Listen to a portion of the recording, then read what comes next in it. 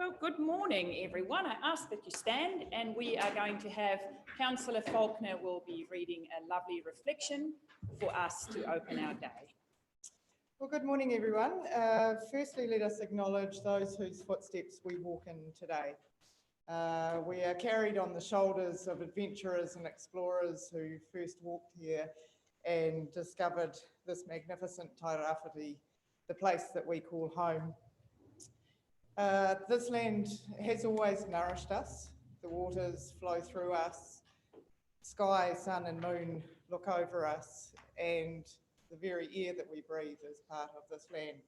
And ultimately, eventually, we will all return to it. So let us pray. Father, thank you for every seat that's been filled here today. Thank you for the hearts and minds that bring your presence into this room. We have ideas, a vision, concerns, hints, thoughts, frustrations, and dreams. We have talents, abilities, and time to work. However, only you can see the end to every beginning, every project, every season, every life. Watch over and guide us as we work together to serve all your people in this beautiful corner of your creation. Help us to make every moment count, rich in empathy and love. And Lord, we ask that you bless us, those that are present here today, those that have gone before, and those that will follow us. In Jesus' name, amen. Amen. Thank you, everyone. Please take a seat.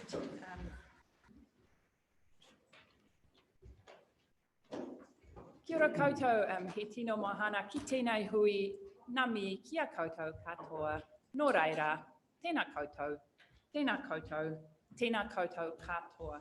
A warm welcome to everyone at our official council meeting today. We've got a few items that we will work through, but before we get there, let us look at our apologies. No apologies today, 10 out of 10 councillors. Any declarations of interest? I'm going to ask you to go to page 5 and we will look at our non-confidential minutes. I have a mover in Councillor Burdett. Any discussion, comments around the minutes? Councillor Cranston. 6.2 Endeavour replicas, why has it been identified as them being on 5G antenna poles?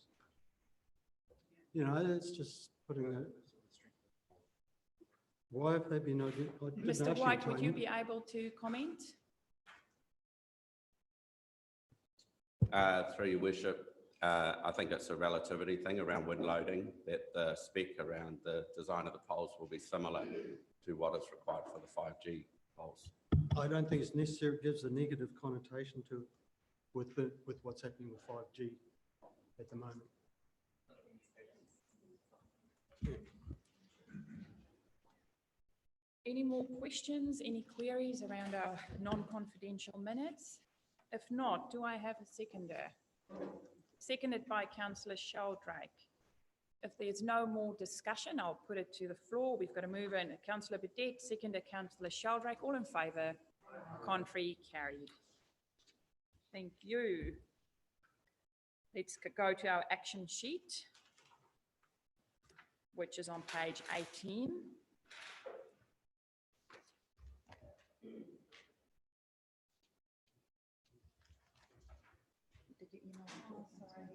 So the CEO will just update us on, I questioned 005. So sorry, through your worship, that action was completed in December. I sent an email around with dates, although those dates will change depending on what happens in the courtroom. So I'll provide you with regular ongoing updates. So as along with my fortnightly.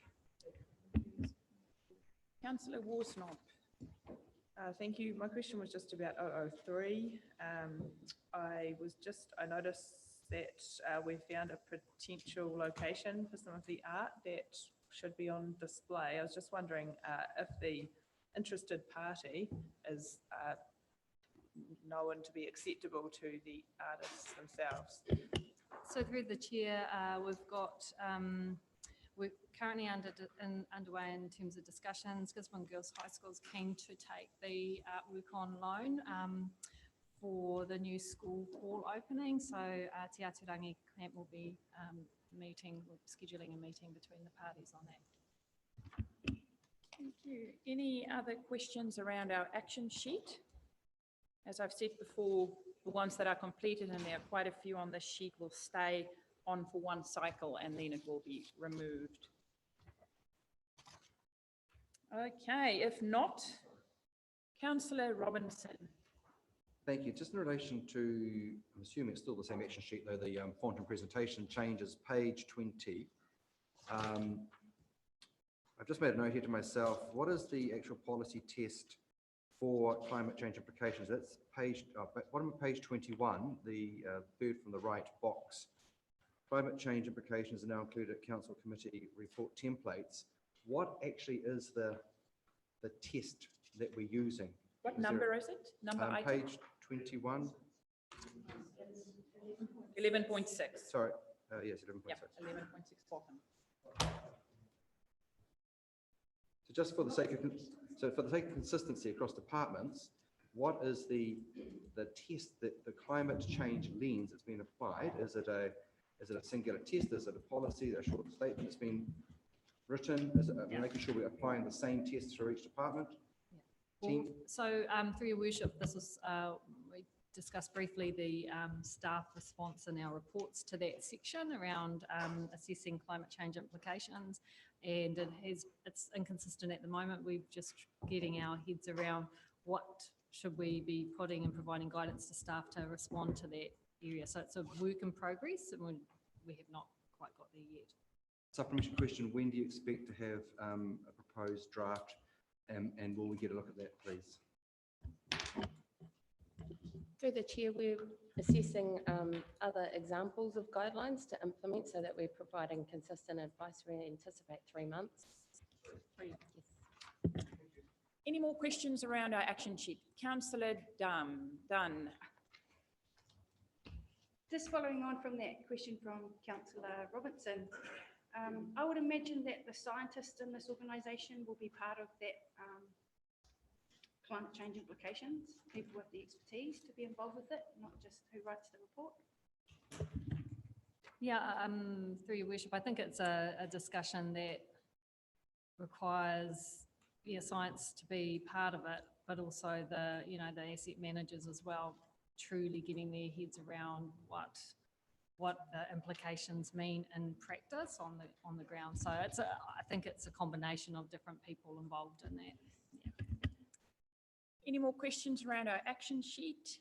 If not, we have got no leave of absence, no acknowledgements and tributes. Well, councillors, it is lovely for me to welcome my colleagues from Manaaki Tairāwhiti here today. They will be talking to us about a piece of work that they have done in regards to an issue that's very close to our hearts, the housing situation in Tairāwhiti. So I welcome Judy Campbell and Ronald Nepe to come and talk to us, and thank you for the reports that you've given to us. And I also see Jim and Gavin. We've got heaps of chairs. Jim, Gavin, Ruth, Leslyn, Moy. Come on, there's more chairs there. There we go. Take a chair. This way, Gavin. There's more there. Here we go. Take a chair. I'll sit in the back. I'll listen. I'll grab my coffee. Listen. Oh, I have the power, do I?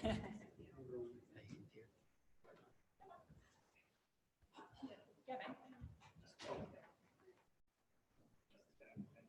So we'll have these two microphones going. You can just speak as normal. Is this the big chair? Just like that. The floor is yours, Ron. Kia ora. Kia ora, Your Worship, councillors. Thank you for the opportunity. Myself, on behalf of Manaaki Tairāwhiti, together with my colleagues Gavin and Judy, will be making the presentation today. Is that on?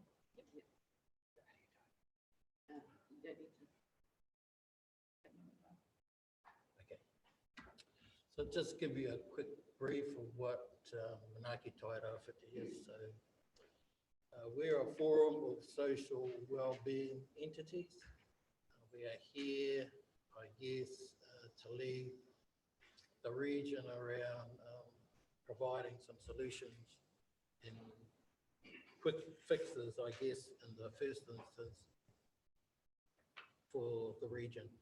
Our membership includes the West Premier, for local government, we have central government agencies, non-government agencies, iwi, and our health board through Jim. So I represent iwi together with Hiruwini Te Koha from Ngāti Porou, and we co-chair the forum. Our vision is pretty simple. We're here so that all whānau in Tairawhiti flourish. We understand and know that our families here are living in crisis, and this is generational crisis. So, as I said earlier, our purpose is really about bringing some focus, some impetus to the direction and implementation of social wellbeing, social development actions. We're doing that because we want to change things. The change we want to do is so that our whānau are leading well and safe lives in our communities. We have 4 key result areas up there on the screen, but they're pretty important right now. So improving child wellbeing, reducing family harm, family violence, reducing addictions, the impact of addiction. And while we're here today, it's improving housing supply. Manaaki, together with the assistance of Trust Tairawhiti, have come together and brought a piece of work. We've done a stock take and developed with their stock take a strategy. So that's what I want to talk to you today about, and Judy and Gavin will take you through the stock take strategy. Tēnā koutou katoa. So, as you know, there's a housing shortage. It's pretty simple to work out what's caused the housing shortage. There's a population growth, both in New Zealand, but also in our region, and that's combined with a slowness in building houses. That's pretty simple. The real question is, why are people not building houses? So the reports that are in front of you have given you 3 things. So one is the stock take that has many, many graphs in it. The other is a plan which has about 17 actions in it. So for this presentation and for the other document in front of you, which is a summary, we've picked what we think are the key graphs which show that there is a crisis and the kind of key point of leverage to resolve the crisis. And then of the 17 actions, the 6 that we think would be the ones to concentrate on and get going on in terms of having a relatively rapid impact, so over the next 2 years as opposed to the very long-term ones. There is one long-term one in there. In the bigger strategy document, you'll see that there is some discussion about council and Trust Tairawhiti and the fact that as a region, we're relatively capital rich and debt low. So those are things which we'll leave for you to kind of discuss. And as I say, we'll just talk about the things that we think we can do pretty quickly to make a difference. So the first graph I've put up here is to say that as a region, we have a relatively high proportional ratio of people who rent. So the biggest line there is owner-occupied. The next one above it is rental, but the third largest one includes Housing New Zealand. So if you put the Housing New Zealand and the private owner-occupied, we're almost 50-50, maybe even greater in terms of private rentals. The private rental information is actually relatively hard to put together. I should also say that these graphs and the stock take, we originally did what we call a quick and dirty and just hired somebody to ring some people and find out how many houses were for rented. As I'm sure some of you know, that there have been points in our community where there are 5 houses to rent privately through real estate agents. So To make this a publishable document, we hired a company called Sense Partners, and the data has been put together by a well-known economist, Shamabil Yakov, and peer-reviewed by his business partner, Dr. Kurden Leeds, who's a data scientist. So that's an unusual ratio. That means we're highly dependent as a community on rentals and the supply of rentals. Secondly, you also know this one, and of course we also know the difficulty that the census has created. So according to that, the population of Gisborne is currently 49,100, and that's growth after many, many years of stability. I remember looking at one stage, and over a kind of 20-year period, the population might go up by 500, but the following census would go down by the 500. So very stable until recently. The grey part on the end is a band of difference in terms of what happens in the next 20 years. So either it carries on and we get to about 60,000 by 2040, or maybe there's a decline. The thing I think that we need to take into account is, of course, that the population of New Zealand is growing. So we rapidly went from 4 million to 5 million. Therefore, even in the pressures of people fleeing to the big cities, there's now a reverse pressure of the big cities fleeing to us. The other thing I'd say is that we probably all agree that 49,100 is an understatement based on the degree to which the region probably didn't do an electronic census. Matching with that is the economy's been doing quite well.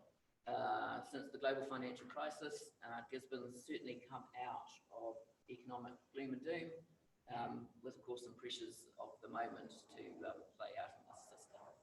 So what that means is population strong, worker environment strong. So we have every reason that we should have been building houses. This is your building consents. So 2001, I think the next bar, sorry, that's 2011.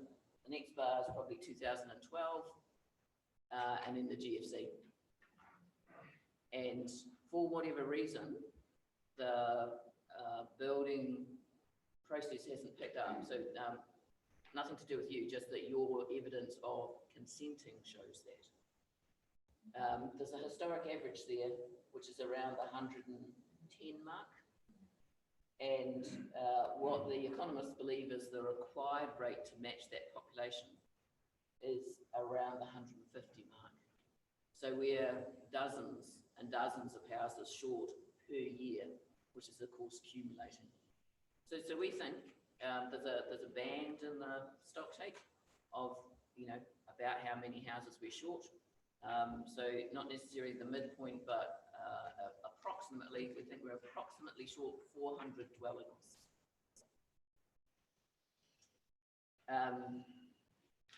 This is the housing register at Housing New Zealand. And you can see this is short term, this is 2014 through to now. This isn't over a long span. You can see that in 2015, it just took off. I didn't have a chance to check again, but last week I heard a figure that said that finishes at 250 on the housing register. I understand it's now near 500. So potentially having doubled in the last 12 months. It's people registering with Housing New Zealand for, and just to proceed, we all, and I use house too, we're really talking dwellings, because I'm going to say in a minute that people aren't looking for big houses. Judith, the numbers there, is that a family? So 5 people, mum, dad, 3 kids register. Is that 5 of them, or is that one person registering for the family? It's an application, so the 250 would represent 250 family units of whatever size. Oh, okay. Yeah. And in fact, this next one, which I think is really key, is this is when they register, they say how many rooms they want. And number 1 column is 1 room, number 2 column is 2 rooms, 3 and 4. So that's what I mean about people aren't looking for families to find a new family home. They're looking, and the stock take shows this clearly, but I didn't want to confuse you with loads and loads of graphs. The stock take shows that we have crowding. So people can't move out. So up to 4 generations in houses. So grandma, granddad, mum and dad, the kids, and maybe another baby. So at both ends of that, grandma and granddad want out, and daughter and baby want out. So 1 and 2 bedrooms is what's required. But what your building consents is being built is 4 and 5 bedroom homes. So I couldn't check where those 4 and 5 bedroom homes are being built, but I would guess by knowing this community, as I'm sure you do, that they're on the Poverty Bay flats and not in the city, because you just don't drive around and see new houses. So Wainui, Okatu maybe, and out. So in other words, quite likely to be executive homes, 4 and 5 bedrooms with maybe 2 and 3 people in them, maybe 4. But the difference between the blue is the required dwelling unit and the supply. So in other words, it's worse even than the building consent issue would suggest, because the building consent is telling you that 100 houses are being built, but they're big houses, and they're not meeting the needs of the people who are after 1 and 2 bedroom units. So it's provable there is a problem. It's a network, they're all interconnected. The fact that there aren't enough executive houses, we've got anecdotal evidence through Trust Tairāwhiti that people are coming here for employment, that employers have jobs for managers, but in fact they can't find a house to rent or buy, and so are actually turning down jobs and leaving. And that puts pressure all the way through the market. So if a mid-range house is coming up that perhaps a family thought they might be able to afford at the auction, because it's pretty much all auction, it's being sold for a far higher price by that next range of people who are in the market as well. And that's why the bottom's popping out. So the bottom of the market is popping into emergency housing and housing register. Judy, can we ask questions as we go? And Nadine's got a question there. Larry, Meredith, Pat. Yep.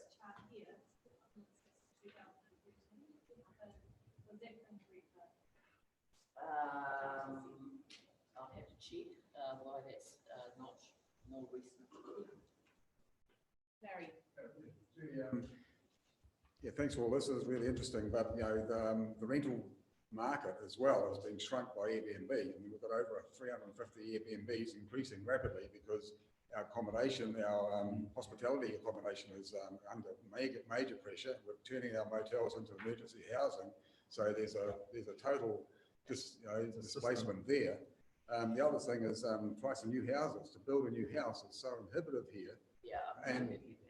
And as opposed to, I've got a daughter who's got her place on the market today, and the prices are just unbelievable because there's just nothing on, nothing on demand.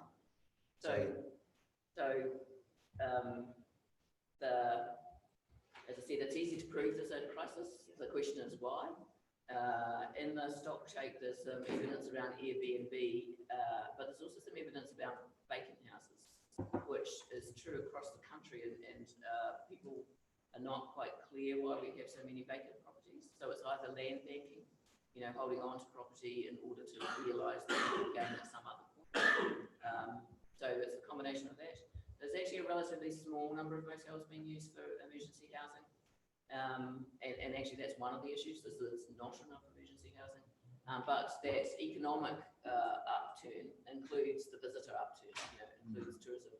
So the answer to the question of why aren't people building houses is because they can't make the return on investment work. So high price in New Zealand to build a house anyway, higher price in Gisborne than elsewhere, and those figures are all in that thing. But the low average household income in a rental market says there's a rental tolerance, which means that you can't, as a landlord, And this includes Housing New Zealand. Housing New Zealand uses the same ROI calculations as others. So they can't get the cost of the build to the return of the rental to make it work, so everybody just stopped building. And Meredith.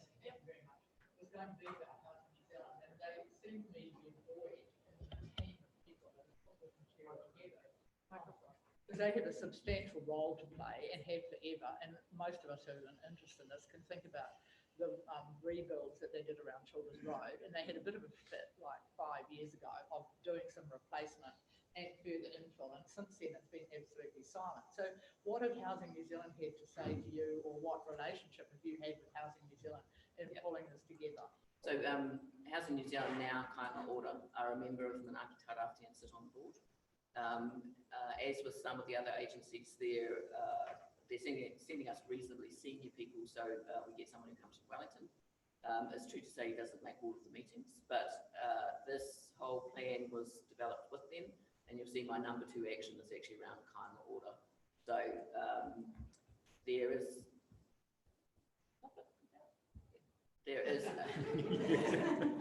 a plan around contiguous properties in Kaiti, where there are 27 contiguous properties. That's sufficient land to put 80 dwellings on. So one of the things is, why is that not moving fast?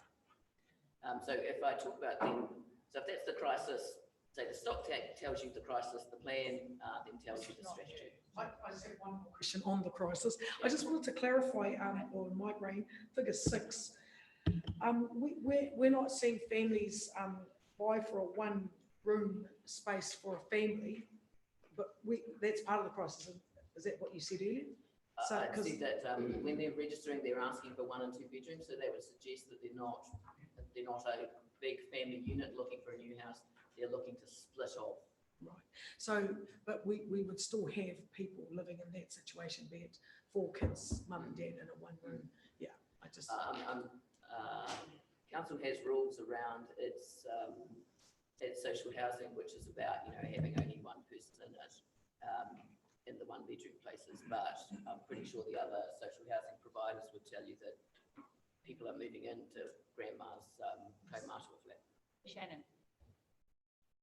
Thank you. You've highlighted 2 points, and it's that we do have a reasonable amount of capital in the region, and the quantity of houses being 400-ish that we're short at the moment. That's not actually 400 homes isn't that much money in context. And I guess the reason that you've mentioned that we're stopping to build is that the model doesn't work for return on investment. Why are we still looking at that model instead of driving towards owner occupancy, reducing the 7% requirement on return, or whatever we're looking towards? So in the strategy, as I say, that there's many strategies that look at some of those things. In fact, the capital requirement is as much about infrastructure. So when those 80 houses go into Kaiti, there is a major impact on your infrastructure. And so it's about your ability as council to fund massive upgrades and pump stations and pipes, and inside of your debt ceilings. So part of this is to leave this with you, for you to then start having some conversations about how you respond to this. Trust Tairāwhiti, I'll leave it to Gavin to talk about potential finance models around housing. We've looked at the ways in which other places are attempting to do this. So Leslie and I have been to visit Tamaki Regeneration. So at Tamaki Regeneration in Auckland, the Crown, so Housing New Zealand, formed a new entity, 50% Crown, 50% Auckland Council, gave that entity 2,000 houses worth $2 billion, and said, so for no return, so for no exchange of money, and said use the rental money to do something. So they get about 60 million in rent a year. They use about 1/3 of it for maintenance, 1/3 of it to run it, and 1/3 of it to build new houses. As a result of which, they're going to take the 2,000 houses that they received and turn them into 10,000 houses without asking for additional money. So there are ways to make this work. It's clear to me actually that at this point in time, if you are building private dwellings, then you can make the return on investment work because you can demand a price that should make it work for you because the market's so short. The question really is making it work for social housing where you can't raise the price the same way. So as I say, I'll leave the 17 in front of you for you to think about and respond. This is as much about getting it out so that people can have that thought. But of the 17, we picked 6, and it is across that range, and it includes one directly for council.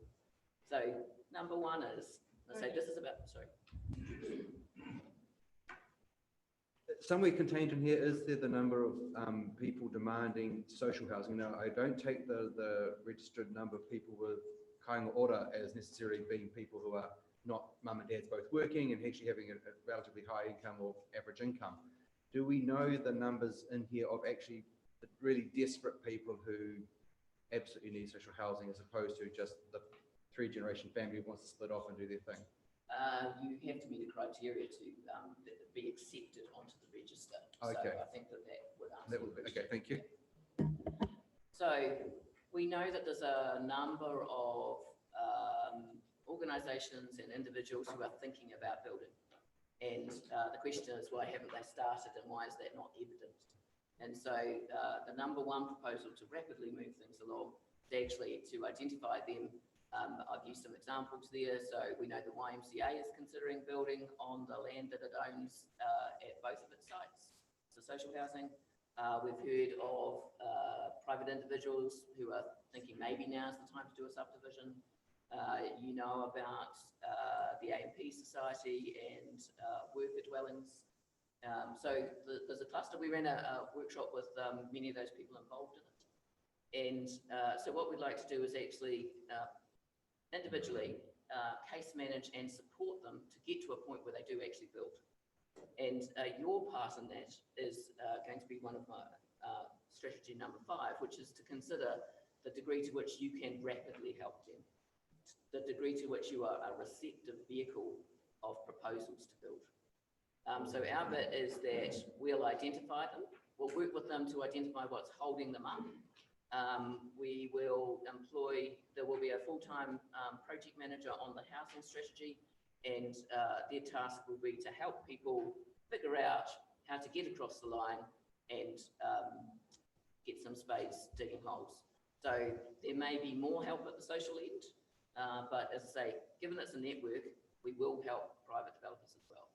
And to be very clear, your comments directed to us around building consents and timeframes and social. Yeah, and development contributions in the way in which you charge them. So number 2, work with kāinga ora on what it's doing about housing. And we know that they are under significant pressure from their ministers to get going. And we as a community could do a range of things. So as Manaaki Tairāwhiti, we could help them consult better so that the community understands what may be happening in Kaiti. That would be at the bottom end. At the top end, and this is on the table for discussion, and VHEPS as Manaaki Tairāwhiti is part of that discussion, and that is, do we want to do the Tamaki regeneration model? Do we want to say, actually, as a place, we understand this market better than you do. Most of the senior managers at Housing New Zealand aren't based here. So should we own that stock? Should we do a deal? And by we, I mean any kind of combination of entities, so that we can prioritise it in the way that suits our place. So Manaaki Tairāwhiti is officially designated a place-based initiative. We're one of 2 in the country, the other being South Auckland. That's cabinet mandated to do things differently. So that's kind of a ticket into conversations to think about doing things differently. We have been a non-legal entity, so we've been a collective up until this point, but the budget is now relatively significant. It's close to 2 million. So we're just about to use our charitable trusts, which we had for some other purpose, to form it in that manner. To enable potentially this kind of activity. Yeah. Number 3 is work with MSD on rapidly increasing emergency housing options. So as some of you know, there's an entity called Whangaia, which is a family violence police iwi unit. Whangaia has 22 staff who are busy. So you only are dealt with Whangaia, Whangaia only deal with you if there's been a 111 call about family violence. So it's, you know, it's at the crisis level. They have 22 staff. We have 1 women's refuge, and it's relatively hard to get into it. So there's a mismatch between what's clearly happening in the community and places of refuge of any kind. And that includes the motels. Correct me if I'm wrong, Housing New Zealand, NSC only owns 1 motel. Yeah. So 250 to 500-ish on the housing register, of which some will be desperate, some will be on the verge of homelessness, and 1 motel. This is one for you. So because most of what we've talked about has been about Gisborne City, and clearly there are issues elsewhere. So we also have some people in the public gallery who are from the coast, thinking about housing on the coast. And given that certainly the coast is, as you know, 70 to 90% Māori, Papakainga is likely to be the thing that would make the difference there. So we're suggesting that you do a review of the Papakainga rules, just against other councils and best practice, to figure out whether what we have is open and permissive. We've got some really good examples now of small Papakainga. Wharipunga has a little, lovely little unit with 6 or 7 houses, all done by solar power. Manu's 1, they're scattered around. So we should be running workshops, producing resources to help whānau get across the line of Papakainga. The big one, and this is easier than having that capital discussion, is the Productivity Commission wrote a report a couple of years ago about housing supply in New Zealand, which looked at the way in which councils operate. You know, there was a period of time, and there's a graph in the stock take that shows in the 60s and 70s, we had mass house building, public and private, because of the baby boom. But actually, we've got an immigration boom now. So why is there not mass housing? And the answer is the public policy settings aren't set the same as they were in the 60s and 70s. So we're suggesting respectfully that you do a process where you take that Productivity Commission report and run it as a ruler across your rules to work out whether you are that fertile ground for development. And number 6 is community housing providers. So community housing provider is a status, it's a license, as it were. If you are a community housing provider, then MSD will subsidise your tenants. So in other words, that's the way in which people who are stressed in the community can access rentals. So, you know, obviously there's Housing New Zealand, but I think Salvation Army is one. Is Councillor Trump is one. So if we had more with that status, that would allow more people to pay, to take that slice of the market rent and put it down at the level that families on benefit could pay, or people on benefit. Back up in that first one, I forgot to mention, is if we're looking at 1 and 2 bedroom units, then that process of the CBD and the way in which the second floor of the CBD is released to housing is one of the resolutions to that problem. But again, it's that question of why have they not? Yeah. So why are the buildings being made by now? Why does the government allow housing legislation allow it to happen? So back on that first one, that's where, as I say, we would identify those potentials and figure out with either the private landowner, building owner, or the public entities, or the iwi entities who own buildings, and work out why they have not thought of housing, and if they've thought of housing, why they've not proceeded.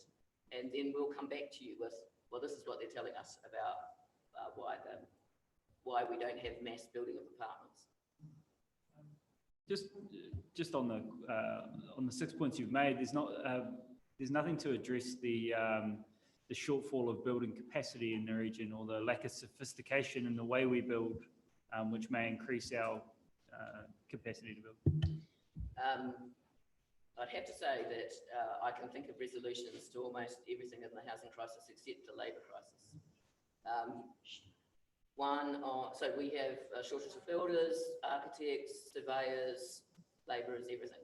And because it's across New Zealand, we can't steal from each other anymore. So they're in Christchurch, they're in Auckland, they're in every other town that's having a housing crisis. So the thing that we understand from Trust Tairāwhiti and Activate when it was working on this is that if the building firms had more certainty of workload, then they would resolve it themselves. That if they had a 5-year window of this is how much building is going to go on that I may be able to tender for, they would gear up. I guess from my experience, I'm waiting 8 weeks for a pentrometer test, let alone being able to process anything further. You know, you're held up by one process that's 8 weeks long just to get someone to site. I think that'll be a combination of what Judy's talked about and when we sit down with these groups, really understand, they will give us much more insight to that building supply chain.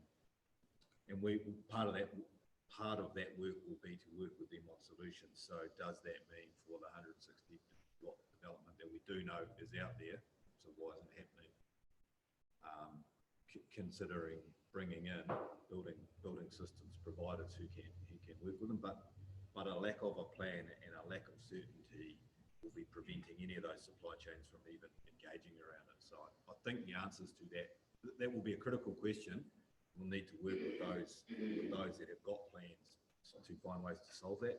But I think it will involve bringing, so if you look at other developers in other regions, a developer will work with a building systems company, I call them that deliberately, you know, one that has a much more coordinated supply chain to chunk out subdivisions, and that's going to have to be part of the solution. The current structure here won't cope up, I don't think, in many of these models. Kerry. Can I just answer one other part of that question, and that is the Trust Tairāwhiti is sending people to look at sustainable and modern building systems. I guess my point would be that I think you've just hit the nail on the head in regards to all of the barriers. It comes down to risk. So it's perceived as too risky for the builders to come here. We're about to go into what looks like a pretty tough time as a region, and we're known for this. Our residents observe it. The people who'd normally be building houses to be rentals have observed it. A lot of them got hammered in the GFC. And so we don't have an environment where there's a lot of confidence in investing in rentals. So my answer to that would be that, because people have asked about that, that's why this is such an interesting crisis, is because it is nationwide, because it is clearly population related. We had 68,000 immigrants a year coming into the country and we didn't build. So there is unless people flee New Zealand as opposed to fleeing Gisborne, then we have that population in New Zealand that justifies this. So the risk is not in the market and the customers, the risk is in the building model. And that's why, so there are clearly people who need houses, and unless they're going to leave Gisborne to go somewhere else, then that's here for some time. So the question is, why does it not make economic sense to build the house for them?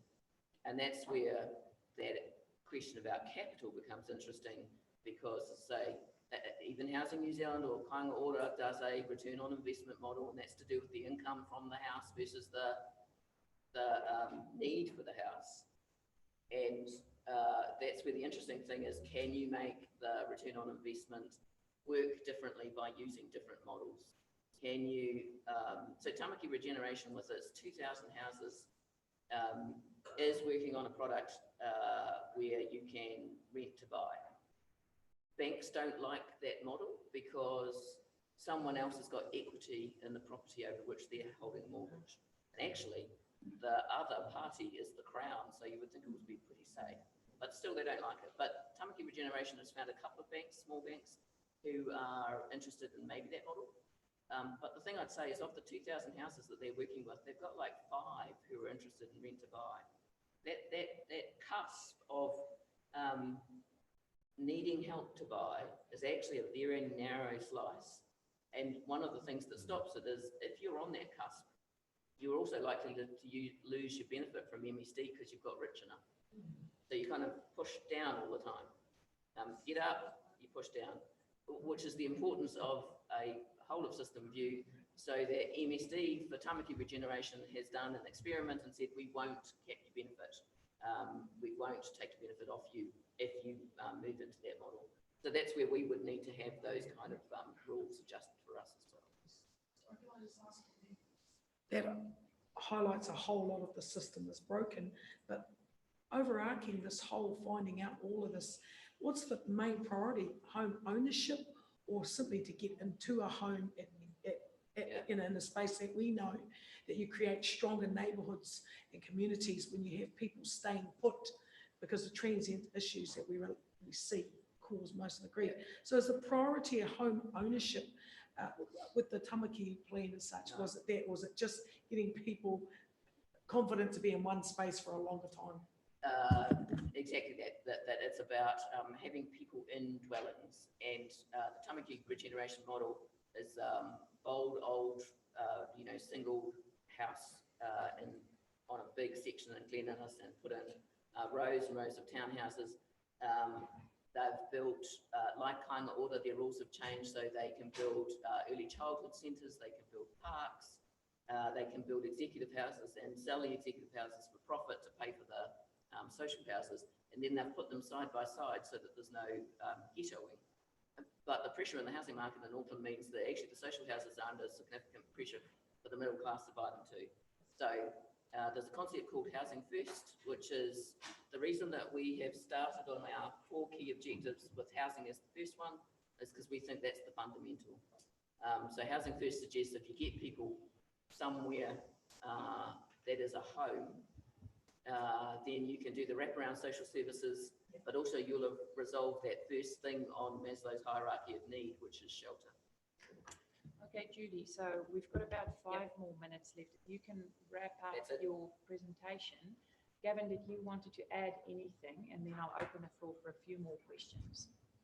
No, I think just that the Trust sits here in support of this, both in terms of what Judy was just talking about at the end, but thinking about balance sheets and capital and models. And I think my comment would be for councillors to remember that in the back of their mind when we touch on Tairāwhiti Inc. later today. I think this is potentially an example of, putting Tairāwhiti Inc. into practice. So that the Trust isn't actually a member of Manaaki Tairāwhiti, but the crossovers to the work we've been doing, and increasingly as we finish our wellbeing framework, the crossovers are significant and important to us. Thank you.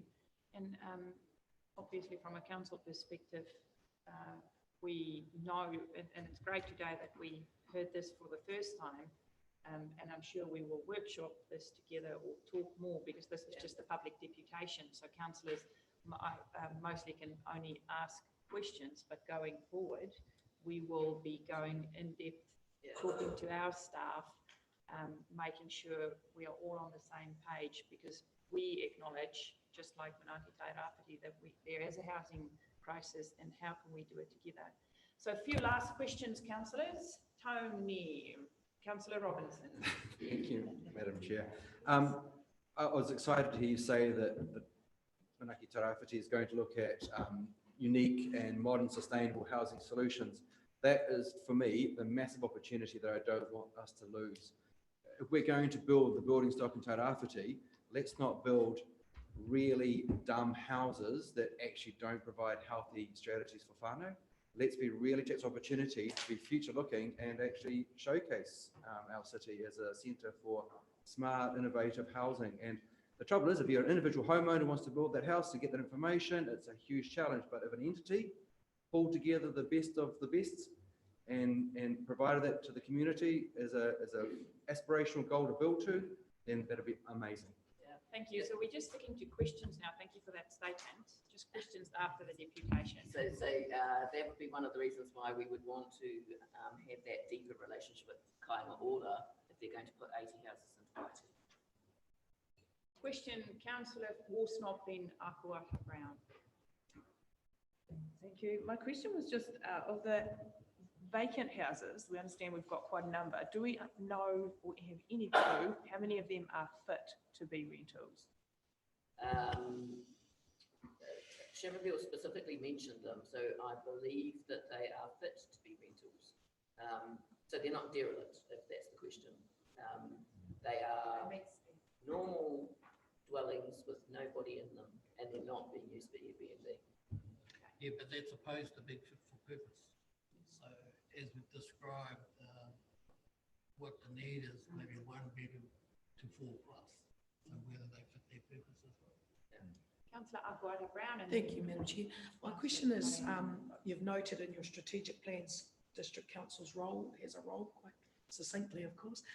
Timelines and action points. Are we in a state, what would be the action in a timely state, being it is a crisis? Yeah, so the 6 that I picked out were the ones that I thought could make a rapid difference. So they're the ones that could resolve and have houses built within the next 2 years. The policy setting stuff needs to change so that we can avoid an ongoing crisis and a growing crisis. But, you know, changing district plan rules takes time. So, yeah. The last thing that I'd say is that Manaaki Tairāwhiti, which includes you, we're a catalyst in this process. This isn't our project. It's not. We won't be building any houses ourselves. We provide information and data, share it, help, and then each part of the system needs to play its part. So that's where part of this is just to let people know that there is a plan. There's a bit that's yours for you to think about and what you do. There's a bit for the private enterprise to do and what return they can make on it. There's a bit for Kāinga Ora. What we're trying to do is just put people on the same map, let them know what the opportunities are, let them interact, because coordination makes that difference to things like whether builders will import builders from elsewhere, etc. Sorry, I did have one question. Sorry. Just in respect to your collective, are landlords a part of the collective? Not of Manaaki Tairāwhiti, but that's one of the reasons that to do this with Trust Tairāwhiti is because they have much more knowledge of that private end of the sector. Councillor Wharehinga. Actually, it follows on from Councillor Brown's last question, and I do want to preface my question. I've been on that Housing NZ list. You know, I've been as a solo father. I've been that parent that has just really been scratching to find some housing. I've been that dad that's been having myself and my kids all in one room. And similarly, like what Councillor Brown had asked around landlords being engaged in the strategy moving forward, we're the enfranchised people. How are the disenfranchised then? And those people that are on that housing list helping inform the strategy, what's that look like? Part of what we would do with that top list of people who are thinking about building would be to ensure that they actually talked to whānau about what it is that whānau wants. So that's why please don't put this part in the Gisborne Herald, since they are a member of the board of Manaaki Tairāwhiti. It's what's a bit worrying about Housing New Zealand doing a mass build if they're not engaging with the community. The other parts, of course, of Manaaki Tairāwhiti include our experimental social services in 50 families, which is now a misnomer because it's now 200 plus families that we work with. And that's all driven by whānau voice. So we have sources of evidence coming in from other pieces of work around what it is that whānau want that we would build into this. But yeah, there is a point where those people who are actually building need to talk. Yeah, I think too, Josh, we have to be appreciative of whānau voice in the same. So a bit like what Tony was saying, we've got to be clever around the solutions that go along with it. And not saying build to purpose, but there's got to be a factor of what I need, me and my family input into the design factor. So that's why we're keen on Papakaina, and I'm really keen on that impacting on our rural community. So consideration council, hopefully we're making is around the spatial plan and consenting stuff and all the rest of the stuff that make that more doable. Last question, councillor Foster.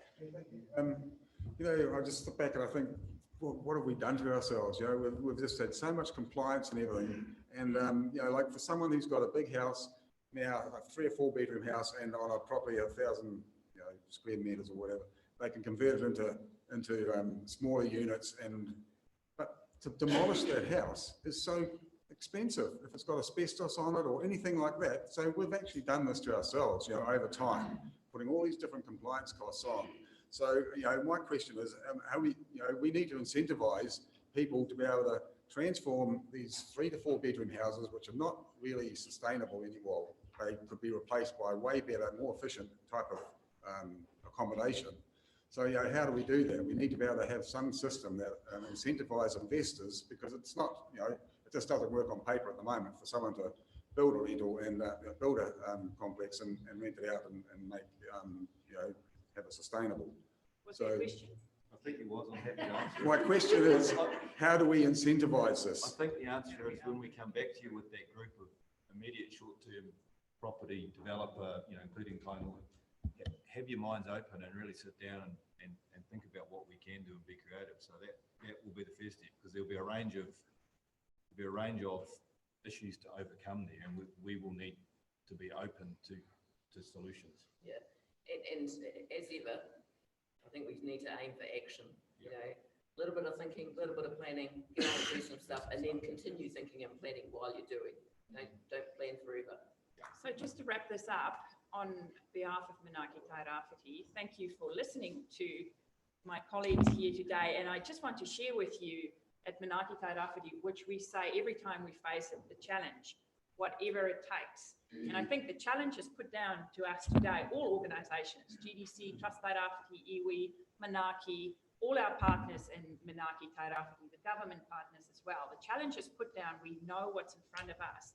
So our attitude needs to be whatever it takes, how we're going to solve it, and we can only do it together. So thank you so much for sharing this with us today, and going forward we will work closely with Manaaki and workshop this more, because this is the first time that councillors have seen or heard this. Thanks. Bring back the next stage. You just said until, your last speech. So I will keep councillors updated. As soon as possible. I will make sure we get a date back. Hey, thanks a lot. I think what we're going to do is break for a quick cup of tea. Before we do, Madam Chair, just want to Right. thank the council and councillors for their time this morning. Thank Councillor Faulkner for your blessing and acknowledgement of greater things this morning, and wish you all the best for your day. Cheers. Kia ora. Thank you, Ron. Thanks, guys. Have a cup of tea.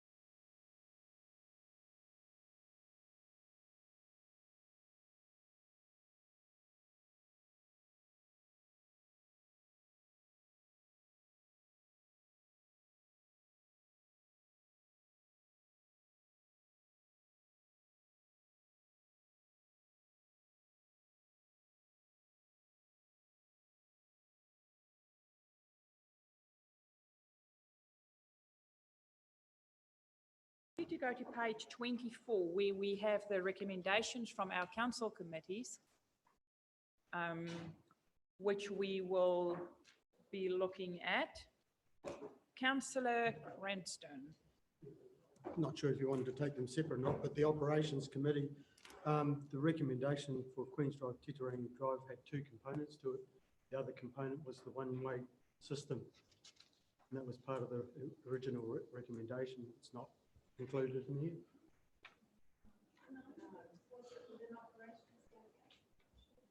Sorry?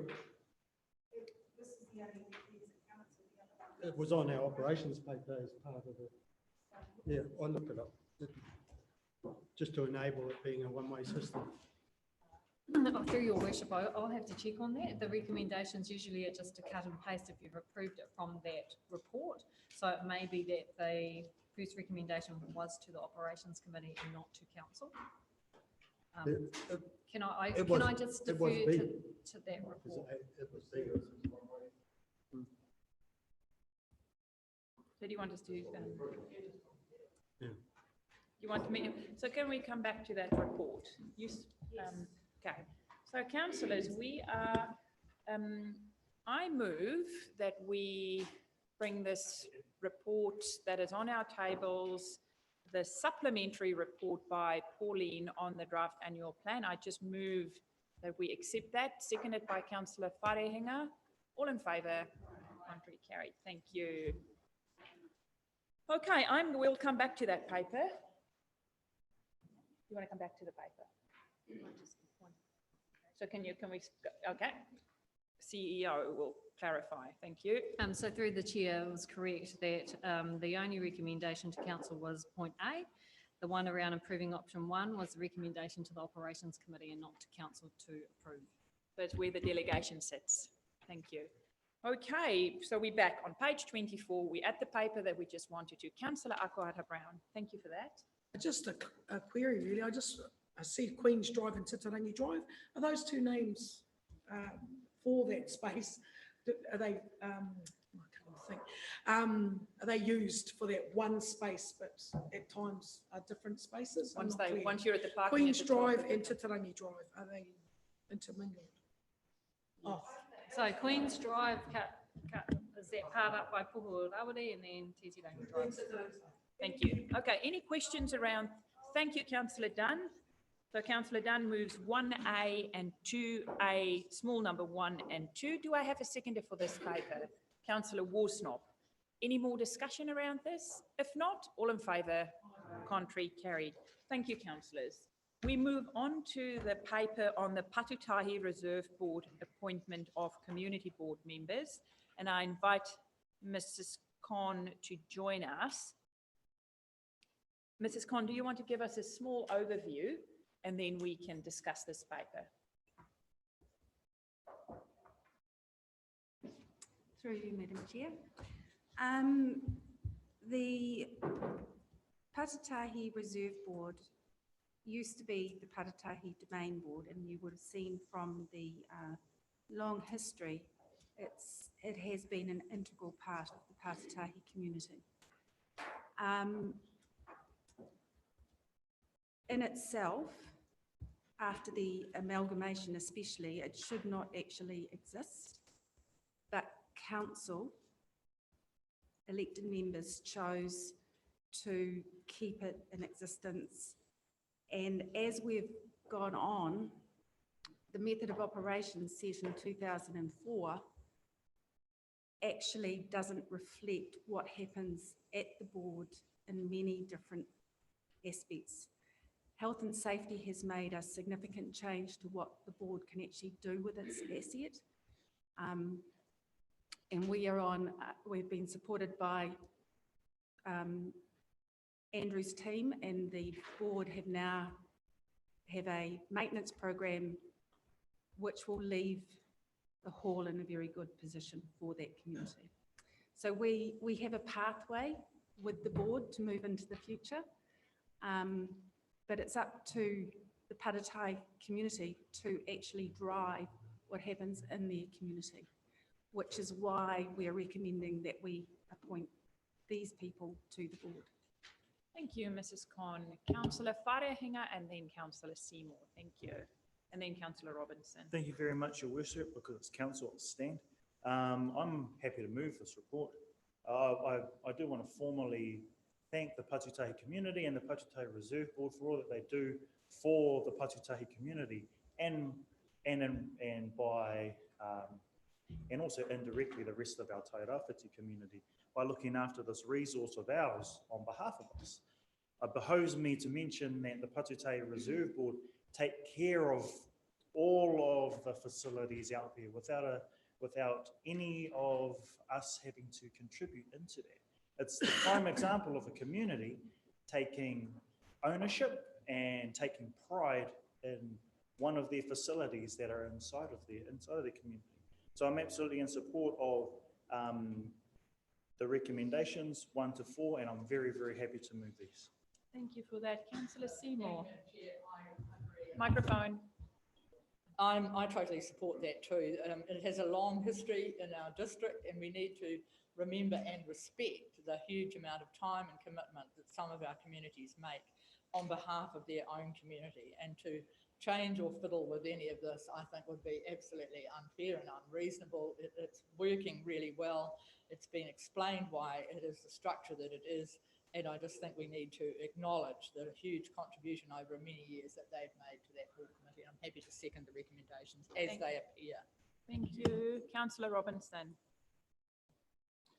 I don't support the appointment process in that it doesn't comply with the method of operation, which is the current, I guess, standing procedure in relation to the appointment process. I really get nervous when we step outside the procedures for different matters, and on that basis, I would want the council to follow the proper procedure in determining the appointment of the membership. Thank you for that. So I'm not going to, I don't think I'm going to allow 14 speeches today. I think what I'm going to do is run rough standing orders. So I have had 2 people speak in support, 1 person not in support. So I'm going to open the floor, but I'm just letting you know, I don't think I'm going to have 14 speeches today. I do think we will run rough standing orders. Councillor Dowsing. Thank you.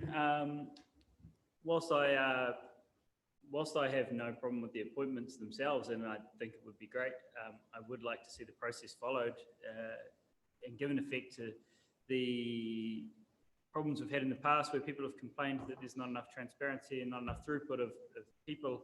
I think it's important to make sure that the community are aware that these processes are happening.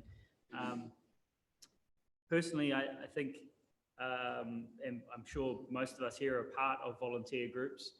I'm not sure that this is the best long-term structure for this group, but that's not a discussion for this paper.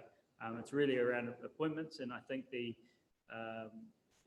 sensible to support those people, but we should advertise and we should follow process. Thank you, Councillor Dowsing. Councillor Foster and then Councillor Faulkner. Yeah, thank you. Look, I'd just like to acknowledge the hard work that the Patutahi board does for that environment. I know the golf course in particular is well kept and it is self-sustaining, and the membership there is probably stronger than most other clubs around the place, and that helps facilitate and helps fund the other operations from what they do. This is a totally community-led thing. The Patutahi community, they're tight, and they know exactly what they want for their region. They don't need a council to go around and tell them what they do, and they've been doing it for so long now anyway, and they do it so successfully. We're applauding everything that they do. You look at all their facilities, they are up to scratch, and the Patutahi community all enjoy those facilities and frequent there regularly. So I am not keen on us stepping in and telling them what to do. I'm more than happy for them to get on and do what they do. They do it really well. Congratulate them, and let's get moving. Thank you. Thank you, Councillor Foster. Councillor Faulkner. Thank you, Your Worship. As the sitting councillor for Karahere Patutahi, I am involved in this reserve board, and I will declare that in the first instance. As we have heard, this is a group that have worked consistently across many, many years. They have turned over in almost in lines of families, you can see the length of support that this group has had, looking after the resources that they have at their disposal. Could I suggest that we offer them the courtesy, given the long years of support that they have given to their community, offer them the courtesy of allowing them the self-determination of moving into a system that then aligns with council procedure. Given that, you know, we have a group who are currently working very successfully. We understand that we are trying to align everything together, and maybe there is an opportunity here for this group to align, but not to force it now. That would be my suggestion. And again, I would acknowledge the work that has gone on before. Thank you. So councillors, I now, Of the 4 recommendations for today, it's another issue. so I have had 4 people speak in support, 2 against. Are you speaking in support or against? I'm asking a question that's possibly against, but it's still a legitimate question. Use your microphone and then you can ask your question. Since arriving at the council table, one of the issues that constantly comes back is not consistent with council, and we get upheld in the public domain as not being, be it transparent or holding to due process. And I believe Councillor Robinson may have already said this, but all I want to know is if we do these processes like this, what's the comeback to us? Look, I'm all for the volunteer. You know, I totally endorse the framework of what anyone does in our region, but I'm just concerned that when we go off on a little tangent or a little side street in a way that could come back. So I'm just asking of our staff, is there any ramifications to us if we don't use this opportunity to come on track to a process that we get questioned on many times? Thank you. Through your worship, so it is low risk, and I understand the concerns around consistency and adherence to the method of operation. So it is a tricky one, especially around the fact that this has been allowed to operate for such a long time and has been operating on the goodwill of that community. So it's a tough one, and I don't deny that. And we are about trying to align and get consistency in how we apply ourselves. I will also point out, however, even though that the method of operation isn't consistent with the new 2018 policy, it was neither consistent with the previous director appointment policy that was in place. It's just been one of these little odd committees that have just chugged away because of the community drive there. So, yeah, I can see both sides here, and it's... I guess supplementary I'm saying is there's an emotive space in these things, and we are trying to uphold our rules, regulations and process in that emotive space. So there is a little bit of that I'm seeing. Kia ora. Yes, Councillor Dunn, microphone. Having heard what the Chief Executive just said, can we assume that behind the scenes this is going to be rectified as an operational matter? Awesome, thank you. Okay, councillors, you can have a right of reply. The mover get his right of reply, and then I'll put the motion to the table. Thank you very much, Your Worship. Actually, Councillor Dunn touched on the point that I was actually, one of the points that I wanted to bring up in regards to my right of reply. It gives me assurance that our councillor for the Patutahi ward brought up, and the words were, getting this group of volunteers to align with how we operate. So to me, that says things like reviewing the method of operation, which is largely out of date. It's from 2004, right? And this 2018 was our last board appointments. So it makes sense that we start aligning things. And I do take on board too the fact that our elected Patutahi representative, who is closely working aligned with the Patutahi Reserve Board, that I take her caution in regards to the steer around having the conversation with the Patutahi Reserve Board. To me, that kind of signals that this is a possible conversation that we can have moving forward, and I defer to their elected representative and how best we move that forward. I would also like to see us align that in regards to our transparency and our throughput that Councillor Dowsing had mentioned before, where we do have concerns about being aligned. We get slammed the most when it's those bigger kind of points. This is a group of community volunteers that are doing the best that they can for their community of Patutai, and I really, really commend them. And that's why I moved to appoint Steve Crowell to the Patutai Reserve Board, to reappoint Alex Hills, Henry Dodd, and Simon Kirkpatrick to the Patutai Reserve Board, confirming the existing board members, Kevin Phillip and Simon Roberts and Peter Hare, and thanking Ron Preble for his service to council and the Patutai community. Thank you very much. Thank you for that. So councillors, I have a recommendation on page 27, and I have a mover in Councillor Wharehinga, a seconder in Councillor Seymour. All in favour? Aye. Contrary? Yes, you are right. Hands up for aye. Everyone but Tony and Shannon. Nay. Tony and Councillor Robinson and Councillor Dowsing. The motion is passed. Thank you. Councillors, I move us to page 48, and please take note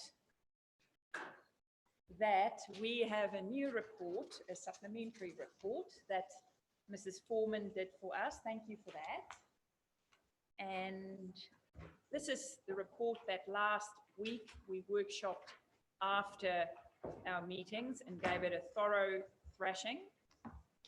And we do have alternative wording that was put on each of our desks. So just take a good look. It looks like this. It's a number 6, which adds on underneath number 5 on page 49. Mrs. Foreman, would you like to say a few words? Because we've discussed this, but please. Thank you, Chair.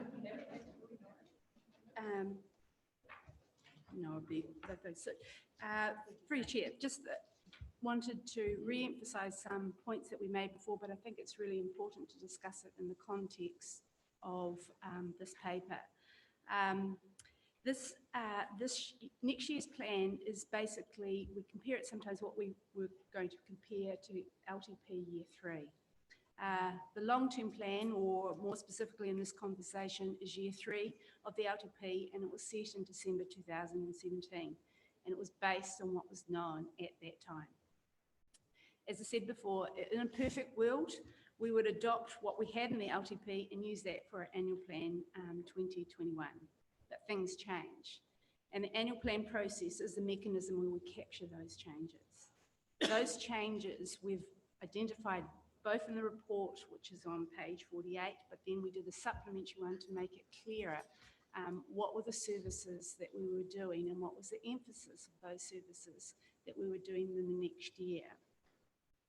There's another important point I think that the paper's stressed, but it is just to reiterate that, is that the concept of overall rates increases. Well, when we say overall rates revenue, we state that in our financial strategy that the overall rates revenues is not to be more than 5% of what was collected from the previous year. Now, the overall rates revenue is not the same as what an individual ratepayer could expect to have. And that is because our revenue and finance policy, or the policy that states how rates will be applied to individual ratepayers, is based on a targeted rate system. Meaning that if you receive a service, then you can expect to pay more for those rates for that service. For ratepayers in the city, there is wastewater, water supply services that apply to them. Those that are outside the city boundary, they don't have those services, so they would not be expected to have those services on their rate bill. Effectively, that means that the incidence of rates is not uniform across our district. One last point is just to clarify the wording in the report on page 48, and it's the concept of overall rates increases must be clearly stated so we understand what that is. In report, in terms of page 48, there's a bullet point that says overall rates increase of 4.87. Should be, for clarity's, more overall rates revenue increase. And the resolution on page 49, where it states in number 1, an increase in overall rates revenue is 4.87. That is clearer. So in making sure that in the future that those will be clear and consistent in our messaging. Lastly, is just to say that the supplementary paper supports this original one and to the resolutions that is before you now. Thank you. Mrs. Thatcher-Swan. So if I may add through your worship, the following the discussion around further information and plain English around what this means, that is what the supplementary report outlines, the key drivers, effectively that the difference from year 3 of the LTP, council is proposing to collect 1.33% more than what it had originally proposed to do. I've also put forward an additional recommendation there, which is around a consultation document, and council agreeing to prepare a consultation document, which will the purpose of a consultation document is to outline any material significant changes from your long-term plan. And so that's essentially what that recommendation captures. We would ordinarily engage and consult in any annual year anyway. Thank you. Councillor Dunn. Yes, thank you, Pauline. That was a really lovely introduction to the annual plan and its connection to the long-term plan. I particularly want to highlight paragraph 11 in the supplementary report, and this sort of information really makes my heart sing when we're actually explaining to the community why we are doing what we're doing, that this is about improving water quality to the bay, it's about fulfilling statutory response times and meeting the wear and tear on infrastructure. Those are the sorts of messages that our community wants to hear, rather than we're just putting their rates up. So I just wanted to say thank you so much for that detail, which I think is really valuable in understanding where we were going with this next annual plan. I won't talk about the additional recommendation. Thank you, Councillor Dunn. I have got Councillor Robinson, Councillor Foster, Councillor Dowsing. Really relieved to hear you say, Mrs. Foreman, the explanation there, because that was mainly my tags on this paper and my notes to the Mayor for this topic last week. So absolutely clarify the LTP talks, the language used in the LTP is definitely overall rate revenue or total rate revenue. That's the legal, from a legal perspective, that's our benchmark. Great. So it is about semantics and communication. No, that's cool. I think I'll be quiet then for once. That's it. Wow. Councillor Foster. Thank you. You know, this is quite ironic. We've just heard previously from Manaki Tarawhiti about the housing shortage and the growth that we're going through at the moment. And this is our future. You know, this is our future. If we're not going to have fit for purpose for infrastructure to cater for our growth and for the future of this town with our wastewater system treatment plant in particular, by taking it out of the ocean eventually, but and also the consenting side to be able to accommodate our consenting side, and unfortunately our depreciation has increased because of the revaluations, which is out of our control. Now we're talking $3 to $4 a week, a cup of coffee increase. You know, that's what we're looking for the city dwellers. So, you know, I think most people would be quite happy to contribute a cup of coffee a week to supplement what we're going to do for the future and our future vision for this town. So I'm totally supportive of this. Thank you. I think I'm going to stick to my rough standing orders again for this paper, except if people really feel it's a big issue and they want to have a say. I'm quite flexible in that regard. So at this stage, we've had 3, 4, but yeah, no, I get the feeling people want to speak. So yes. Thank you. It's all right. Mine's against, so I feel we're all vibe. good. you're still meeting standing orders because mine's against. It's okay. I just, and mine was more to the point around the new resolution put on the table, resolution 6, and again discussing plain English. Being a consultation document, essentially infers that there's going to be a discussion and a decision made based on that consultation document, but the decision is already made. We have to bring that project forward to meet our consenting requirements, and we've identified that through all of our through all advice from lawyers and from the work group on the wastewater treatment plant. So it's a foregone conclusion that we've had to bring this forward, and we've made that resolution. Now to create a consultation document about that seems disingenuous because it's not true consultation. I personally think that it's unnecessary. We've had legal opinion in the past that it's unnecessary, but today we've been given a resolution without any supporting information saying that actually it is necessary. So I'm not in support of number 6 being added, but I am in support of the rest. Thank you. Thank you for that. I'll move recommendations 1 to 5. I'll second them. Who is next? Councillor Akuhata Brown. Firstly, let me declare that I am a city dweller.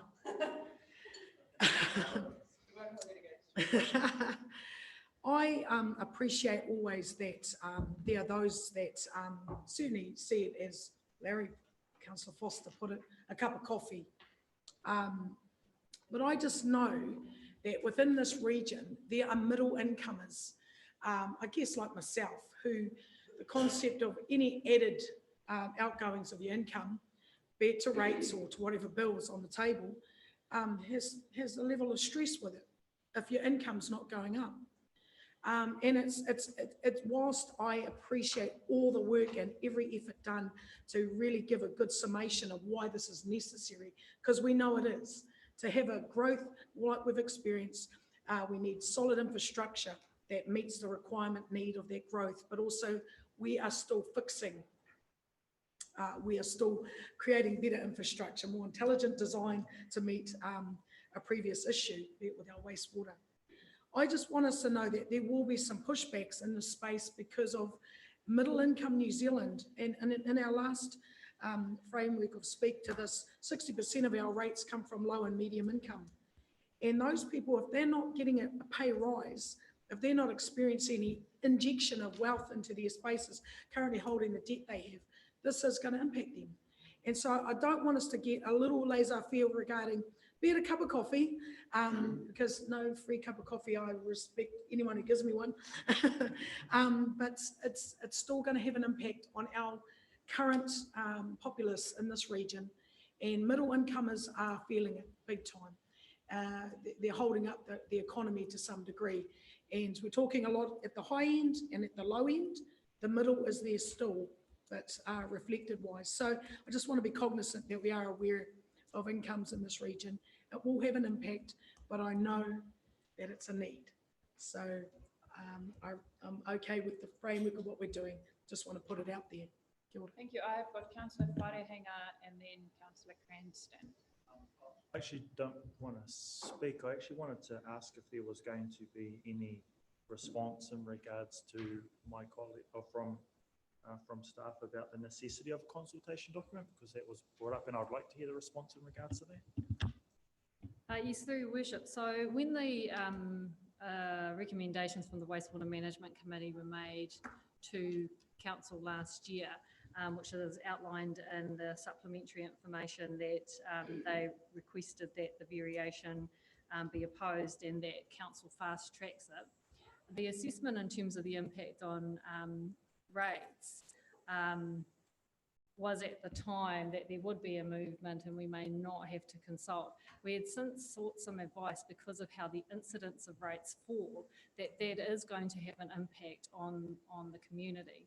So while there is a driver and a need to do that, there is still good practice would be to consult and engage with the community on what this might mean. There are options that the community could say that it chooses, which might be leave it in year 4 where it is currently. That might not be the option that council ends up sitting on, but our advice is that you should undertake consultation. You should have a consultation document because there are options that the council considered and didn't engage with the community at that time in February 2019. I'm just going to take the speaking term now. When we go out every year and talk to our community, we have about 17 to 20 community meetings right up the coast, and we take documents out speaking to them. When I initially read this paper, I thought, oh, we will definitely consult. That was my opinion. But then when we had the legal advice saying, well, maybe it's not necessary. But when we received more advice, I felt calm again, because I would rather err on the side and go out and talk to our community, even over and above of what is expected of us, and make sure we take out that information and listen. And it is true of all our processes. Usually when we do go out, there is already some actions in play where we say these are the options, and we're already probably aligning to one or two of them, and then the community vote on them. But when I received, I spoke late last night with the CEO, she alluded me of this, I felt more calm about it. So in a certain part of me feel, yes, we can rather err on that side and consult with our community. We are going out anyway to talk with them. And lots of our community members might not read the Gisborne Herald, might not go onto our website to watch us live streaming. So for us to create a document that might just alert them to what we are doing or what might be different, I would be in support of that. So that's how I'm sitting. I'm not going to die in a ditch over it. I'm just saying how I feel. I will not die in a ditch over it, because in the end of the day, it's our decision. But I do feel it behoves us to go out and have a good chat to our community. And on the legal advice last night, I feel calm about it, but I'm open for us all to make a decision around that. Just the CEO, then Councillor Cranston, then Councillor Seymour, then Councillor Worsnop. Yes, I'm sorry through your worship. Pauline's just pointed out that the finance paper last year was signalling 2019-20, that the changes that were made there, we were not required to engage in consult on those, but that for the 2020-21, if we were fast tracking, that we would potentially require consultation. So now I have Councillor Cranston, Councillor Seymour, Councillor Worsnop. Thank you. Yeah, thank you. We've been hearing quite a lot about capacity lately. I just want the confidence for the 2021 year. It's a big work program that we're fast tracking. Have we got the capacity to do it to the level we're rating for it?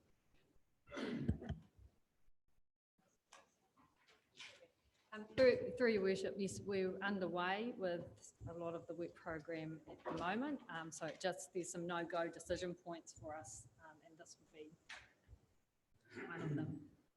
Thank you. Councillor Seymour. Thank you, Madam Chair. I'm happy to indicate that I will be speaking to line 6 when we come to. I'll second that. I know I can probably find it in the report, but I can full report, but can council officers give me an indication? Or give the public an indication? If we're saying at 12.5, it's financially prudent to budget for an accounting surplus. Can someone remind me what that is? When somebody, the public says, so you're going to budget for an accounting surplus. How big is that, please? Ms. Foreman, thank you. So it's on page 53. And it says there's a 32 and a 33, and it says a net surplus will be 13.8, up 1.5 of the LTP year 3, and it's mostly due to the capital grants funding that we receive, but we recognise the capital grants as income, but we have no expenditure, so that creates a surplus. But that money goes towards not having to draw down debt when we have the capital expenditure, but it creates an accounting surplus. Thank you. I have Councillor Worsnop and then Councillor Burdett. Thank you. I'd just like to make the point that we aren't talking about consultation. We're talking about providing information. We cannot adopt the first recommendation and then the 6th recommendation because we're agreeing to adopt our long-term plan, which includes those increases. We're really looking at providing information. Are we going to go back and completely rechange our budget as a result of consultation? Probably not. Thank you for that. Hang on a minute, one more point.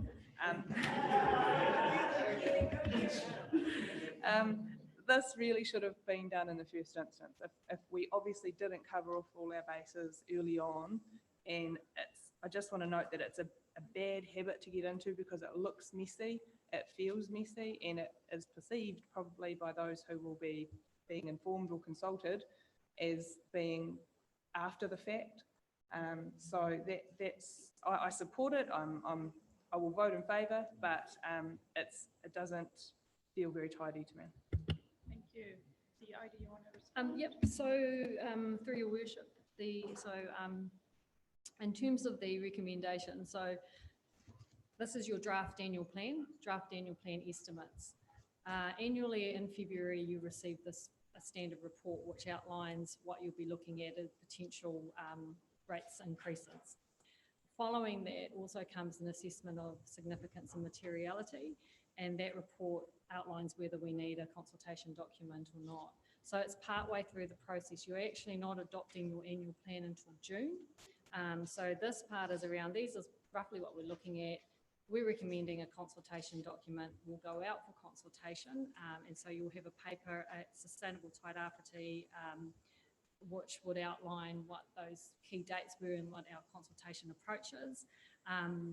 We will then probably around May, early May, depending on the council timing, we'll receive any of that feedback that will be incorporated into your final annual plan that you will adopt in June. So it's part of the process that that we go through to get to that annual plan adoption.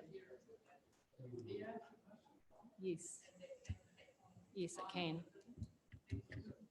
Thank you. So, no, it shouldn't be. We have Councillor Burdett. Go. Thank you. I just need to remind everyone, I brought up the fact that we committed ourselves to no more than 5% rise in the 2018-28 long-term plan. Circumstances have changed, I accept that. However, the point I want to make, having listened to or read Nadine's report last night and listened to the council-only meeting, council and CEO this morning, I accept that we have to probably lift the rates. But the point I want to make is, in the past, there was a full informed council by way of information. You recall, we could compare what the rate rise in Hicks Bay was to the rate rise in the back of Manawa, what the impact on our farmers would be, what the impact would be just out of town. I've seen nothing of that thus far. And I make the plea that this council, the council see that before we make a final decision. Thank you for that. Can we ask if that will happen, because that's the next step, isn't it, in this process? So to the CEO and Ms. Foreman, like we raised in the past, usually when we do go out to consult in different neighbourhoods, we would say, in your neighbourhood, your rates will be 6.1%. These are the reasons. If you look at a 200,000 property, a 500, maybe a $7 million farm, what would the impact be? Will we be looking at that going forward? Yes, through your worship, we've already done a bit of work around that, so that's how we know that whether main properties are being impacted on by the additional increase. And it's really, when we do go out to the communities, that discussion actually around how you want the engagement to operate, and we will make some suggestions around where and how that might work. But that information we do have, and we usually provide some of that in the consultation document anyway. Thank you. Okay, anyone wants to say anything else? Thank you, Councillor Wharenga. The floor is yours. Thank you, Your Worship. First off, I do want to echo Councillor Dunn's acknowledgement of Pauline's introduction to this paper. Excellent introduction. Great read, great paper. Yeah, huge acknowledgement to yourself, Pauline. That was fantastic. I do agree with Councillor Horsnott. This does make us look a bit messy in regards to our process. However, I still do support us going out to consult, because one of the big things that I think we need to do as elected representatives is front our community And this is a shift. And we have to turn up and front our community in regards to the decisions that we're making, which is why I'll be voting for all 6 of the recommendations that have been moved here. Thank you. Okay. Oh, no, so 6 was moved.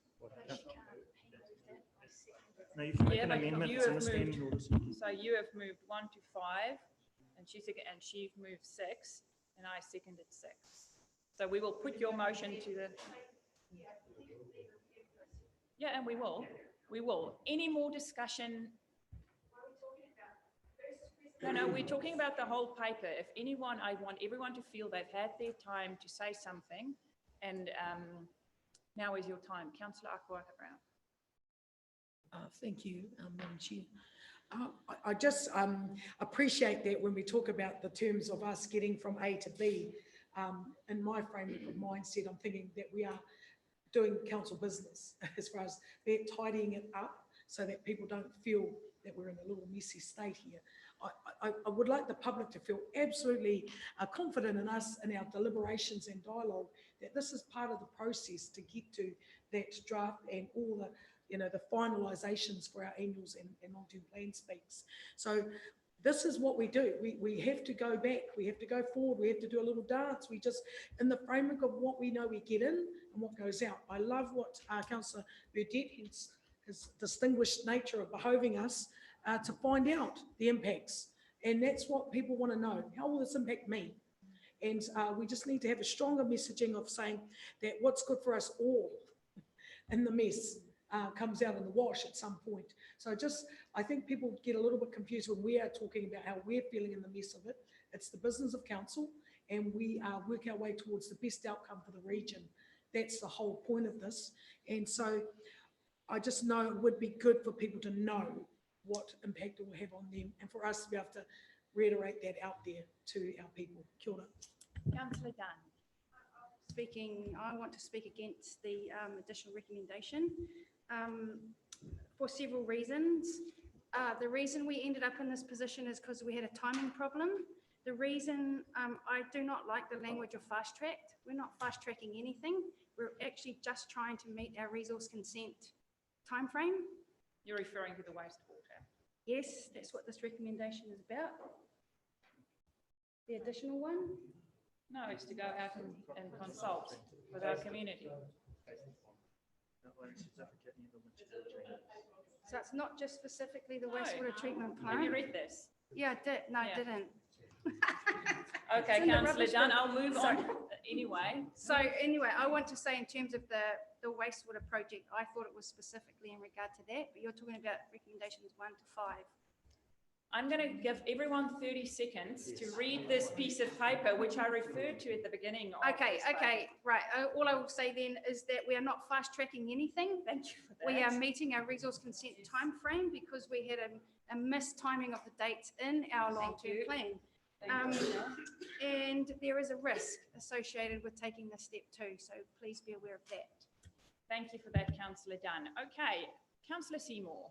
Sorry, but that does bring me to say we are fast tracking something from our LTP, Madam Chair. Yeah, from That is the LTP. point. We moved it a year forward, and that has brought the reason for the additional spend. So to say we're not fast tracking, I'm not arguing about the fact we're doing it. I'm just being clear about our process. So we brought it a year forward, and therefore the subsequent dollars that we need to pay for it have to match. So we are fast tracking the delivery of it. Okay, so I will give Councillor Dowsing the right of reply. He moved number 1, 2, 3, 4, 5 on page 49, and that was seconded by Councillor Dunn. Councillor Dowsing, would you like to use your right of reply? Thank you. Yes, please. And I wanted to start with a couple of questions through the chair. Where and who provided the advice required on the consultation? You may have mentioned that advice last night. And why is it so late? And why haven't we got information on that advice in our report? In greatest respect, Madam Chair, those are questions related to 6 and you've just indicated you're putting 1 to 5. Yeah, so you forward. can't really speak to 6 because you're Okay. moving 1, 2, 3, 4, and 5. All right, then. Want to use your right of All right, reply? then, here's my right of reply. Thank you. So the reason that I've excluded 6 from my motion Oh, the nice, no. is because we have not received the information. It has come in late. Again, this isn't in our last couple of weeks, we've highlighted the point that we have lacked information in our reporting to make decisions. And here again is an example of the same. I think it's a little disingenuous to say that number 6 doesn't relate to the wastewater, being that that is the material change that is being referenced as the item that requires consultation. To say this isn't related to the wastewater is incorrect. The wastewater is the material change. Thank you. Again, I support Councillor Dunn in the discussion around fast track. We're not fast tracking a project, we're meeting our legal requirements in that project, and it was an oversight that put it into the wrong year. And essentially, if consultation is required, then there's no reason why staff can't bring us a report containing the information that was provided or received last minute and discuss this at a later time. But we don't have the information in this report to move that recommendation. So I believe we should move 1 to 5 and leave it there. Thank you for your right of reply. I'm going to put it to the floor. I've got a mover, Councillor Dowsing, a seconder, Councillor Dunn, number 1 to 5 on page 49. All in favour? Aye. Contrary? Thank you. I have recommendation number 6. That was moved by Councillor Seymour and it was seconded by myself. All in favour? Aye. Contrary? So Dunn and Dowsing. Thank you.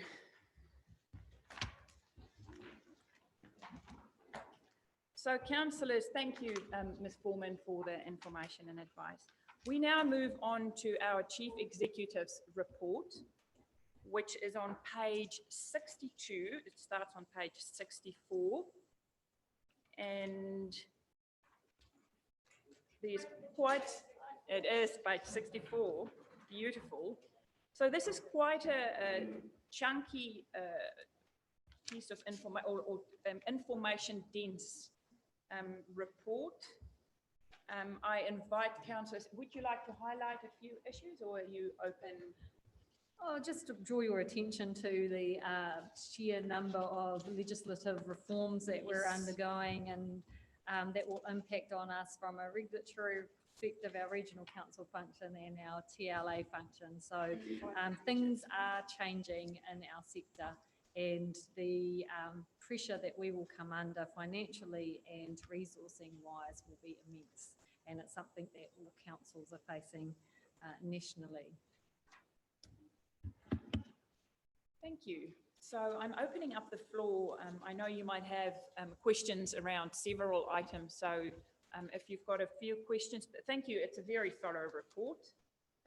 Councillors, the floor is open. If there's something that you might need an update on, there's a lot of information here, but the floor is open if you have a question. Councillor Burdett, microphone. To the CEO. The proposed changes Nanaia is putting in place, how will that impact on us? So this is with regard to the Māori freehold land rating. One of the key ones will be the ability of the Chief Executive to write off any debt on Māori freehold land, but that also applies to any other land as well as I understand it. That's not just Māori freehold land. So given that we've got about $6 million worth of debt on freehold land, so that could potentially reduce depending on what criteria it hits under the new proposed bill. It's been quite guarded, so I don't know a lot of what's sitting in the detail yet. Yeah, so we just wait. That will be released, I understand, shortly for us to comment on. Councillor Dunn, and then Councillor Seymour, and then I've Councillor had 3 Foster. coffees before I 10:30, can see so I'm a that. bit buzzy today. I just want to go to page 81, and it refers to Palmore Forest, just a general comment. It concerns me that Palmore Forest has been put out there as a little project on its own without its greater context of our drinking water ecosystem.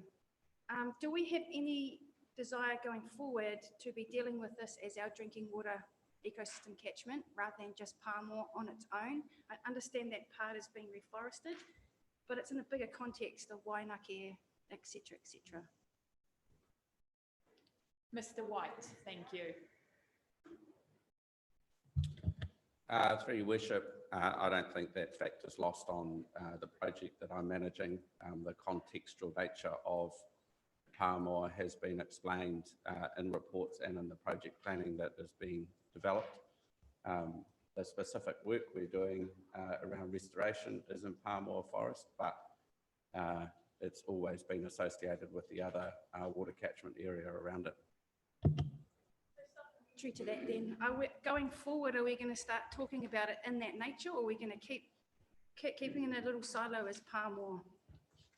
Through your worship, if I may, Mr. White accompanied members from Ngāi Manuhiri last Friday, and that was the purpose of looking at Palmore, the water, Wainake, and then the water treatment plant as well.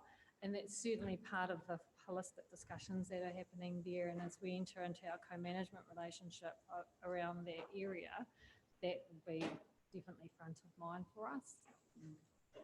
Thank you. I have Councillor Seymour and then Councillor Foster. Yeah, thank you, Madam Chair. I'm just looking at the health and safety report and the incidents around abuse or threat towards our staff, and the incidents of moderate and major. Obviously we don't want to be able to identify who that happened to, but could the Chief Executive explain what's happening there?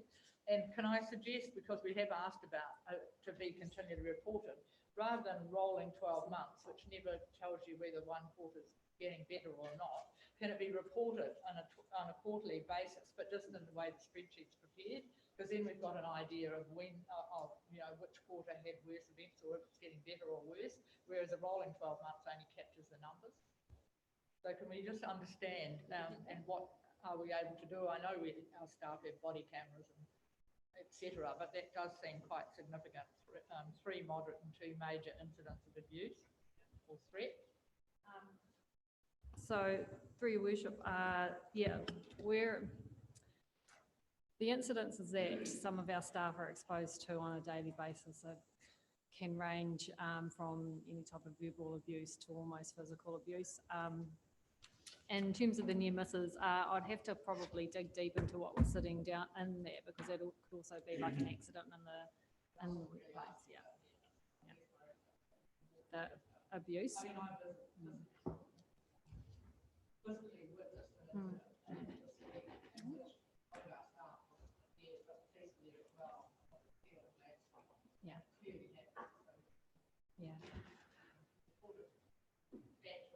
In a quarterly way too, and then you can see too whether there's an improvement or what other strategies potentially need to be put in place. So when we do have quite extreme incidences, they get escalated to myself, so I'm aware of what happens there. We've put in place programs around what to do and how to keep yourself safe and managing with difficult customers. And particularly in the CBD, our City Watch people we've coordinated in the past meetings with police around that, so that they're not kind of jumping into a space where they shouldn't be, or putting themselves in harm's way. And so just in terms of the reporting, I'll come back to how we... There's 2 major incidents in January 2020, I think we should know about. Mr. Beattie. Thank you, through the chair. Just picking up on the comment around reporting. In discussions with the independent chair of Audit and Risk, there is an intent to have a more fulsome quarterly report going through that environment. We talked about that yesterday, and we'll follow up again today with him. He's still on site, and we're just having a discussion about the form that should take and the level to which we should be reporting. There's some good examples around and we intend to look at those and use them as a model going forward. Thank you. Thank you. I had Councillor Foster next. Thank you. Thank you very much. Page 71, camping review. I just want to give a heads up to our Freedom Camping Bylaw Inspector. I just see the change that's happened since she's been on board this season at Kaiti Beach and at Makarori, and the work that she's done to just try and accommodate this system that we have. She's gone out of her realm actually, and looking at the environment that the whole Freedom Camping area is in, and rubbish and everything, and relating to the people that who do our rubbish, the recreational services crew. So they've got the straight great interaction there. But yeah, she's heads up to her. She's done a fantastic job. I know it's funded by the Tourism Fund, but I would hope that that is a future role that can be put in permanently, even over the winter period actually, because freedom camping is not diminishing, it's increasing hugely. And the monitoring side of it is really important to actually ascertain what is actually happening, because you've got freedom camping, you've also got a bit of homeless living in cars as well. So to isolate we need a good picture of that whole activity to be able to figure out what we're going to do to the future bylaw, which hopefully we're reviewing this year. So great work, fantastic, and hopefully it'll be there for the future. Councillor Warsnop, then Councillor Sheldrake. Thank you. So my question relates to page 67 when we're talking about central government updates. And just in light of a bit of a discussion we had this morning about where we struggle to necessarily find the capacity in some areas, do we have any plans to collate what the likely or even just possible impacts of these combined pressures will be on our council? And are they going to come to council because it's election year? It's incredibly important that our community understand that these costs will be borne by them, and our ability to even meet them in terms of the regulatory demands being placed on us as a region. It's probably really important that we communicate that and as early as we can. Through your worship, yeah, it's in order to have a really constructive discussion with central government around the impact of the changes, then we really need to get our heads around quantifying all of it. And as I alluded to before, around the fact that we're going to be hit from our territorial local authority functions as well as our regional council functions. So it's coming at us from both sides on a ratepayer base that we talked about of 22,000. So the costs are going to hit somewhere, or we're going to have to think radically around how we're actually delivering those services, or we're reducing levels of service. And so that is a piece of work that needs to be done in order for us to have a discussion around that added cost burden that has been shifting from central government to our region.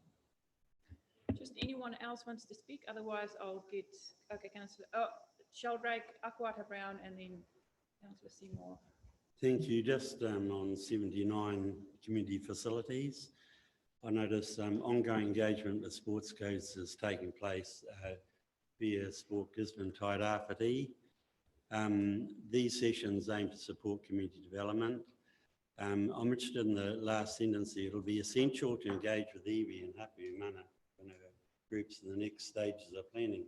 I would think that Sport Gisborne Tairāwhiti be right over all that. And I believe in the community there's quite a bit of frustration, significant frustration around where this all sits.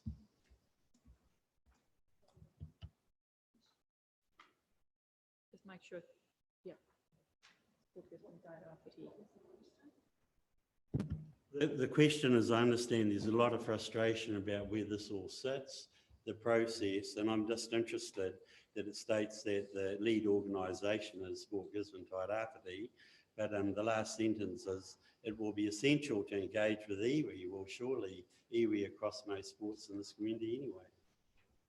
So through your worships, at the moment it's a steering group looking at the previous community facility, our community facility strategy and then developing up a bit of an action plan. It's that second stage that we will be engaging. So currently it's just the three partners around the table having that dialogue. No doubt Sport Gisborne Tairāwhiti is right across that area as our Trust Tairāwhiti and council engaging. But at this stage, we're just at that planning before we go out wider. Thank you. Councillor Akwater-Brown and then Councillor Seymour. Just a couple of thank yous. First, I'm finding Timo really awesome. Certainly the information coming out of that framework is very heartening for me in the space. So I want to congratulate the team working in that space. I'm glad I know what the acronym stands for.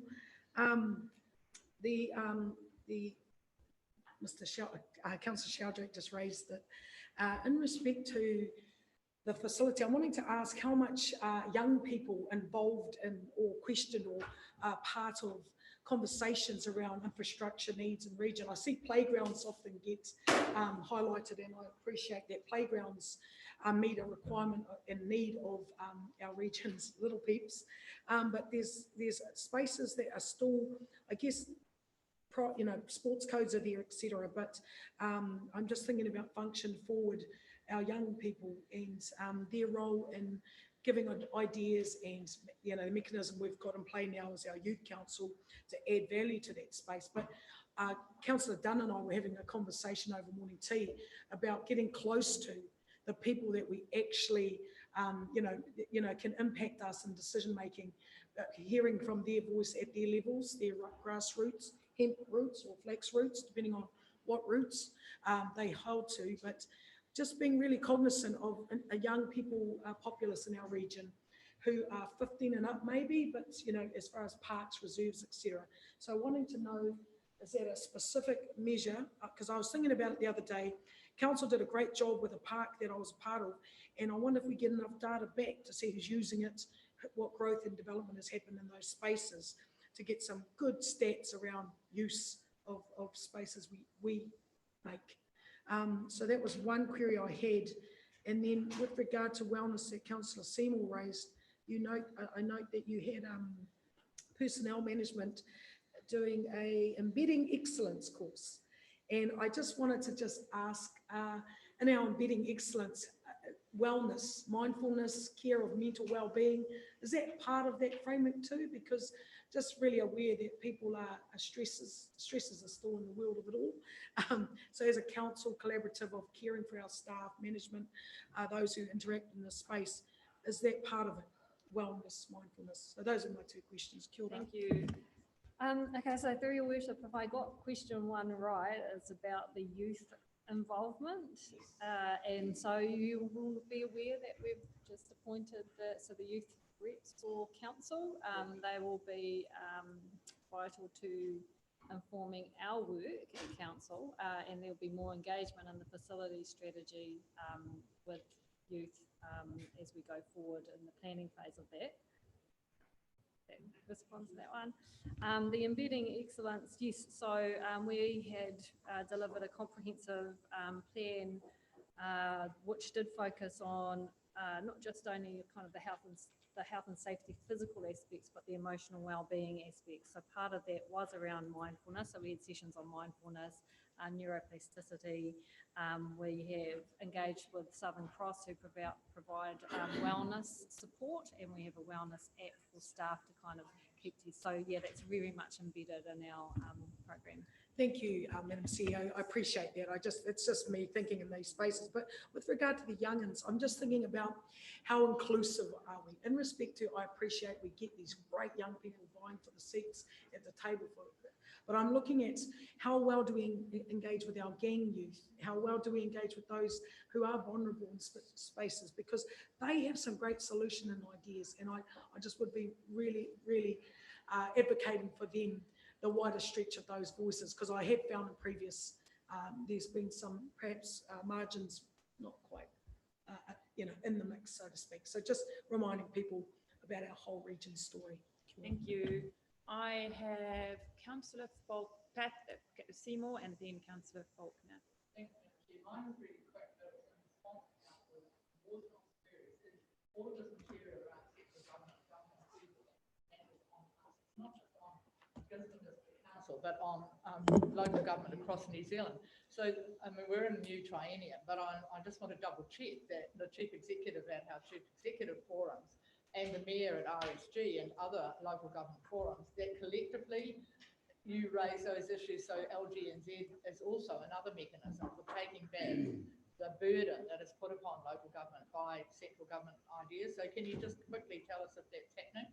Well, I can assure you just from regional sector and our zone meetings, this is top of mind for everyone because it is not just Gisborne District Council, like you say. This has been pushed down on all organisations, and because we're a unitary organisation as well, some of these things are doubly on us. So I can assure you everyone is concerned, and there is a lobbying voice going towards LGNZ. And it's also, I sent an email to councillors yesterday talking about our remits. Please give it a good look to see what remit as Gisborne District Council we can take to Local Government New Zealand in July. The cut-off date is May, but let's sit down and decide what can we take on behalf of all our councils, get their support and take it to LGNZ. What I add to that too is that, as Your Worship pointed out, in terms of us being a unitary, we're one of 6, and we're different to Auckland. We're not quite Nelson, Tasman. So it's really, we are kind of out there on a limb in terms of everyone else and how they're all impacted.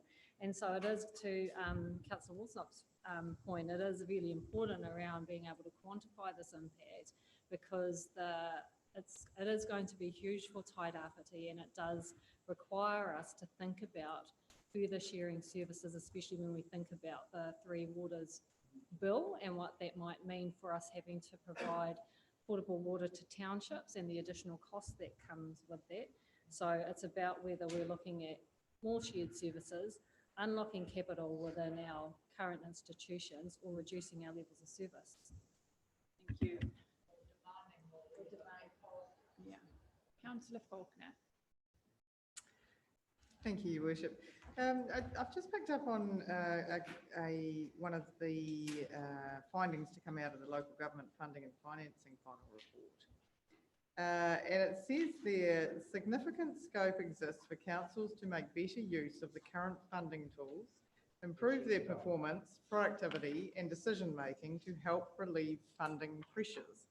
Where on earth are they getting that message from if what we are hearing is that every council, local government body in the country is struggling under the same burdens?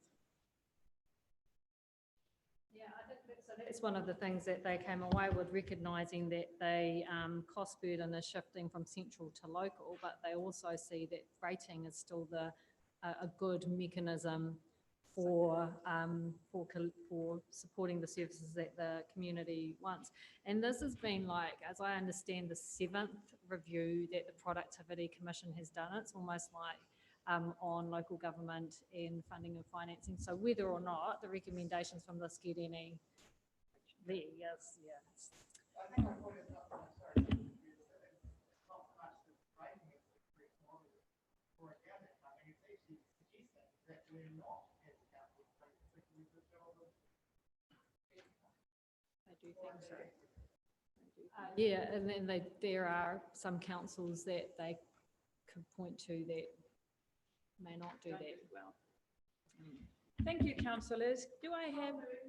Thank you, Councillor Dunn. Wow, everyone is onto it. Seconded by Councillor Wharehanger. All in favour, contrary carried. I take you to the last report on our paper. It's page 84. It's about the election that happened in October. Moved by Councillor Wharehanger, seconded by Councillor Foster. All in favour, contrary carried. Councillors, what's it?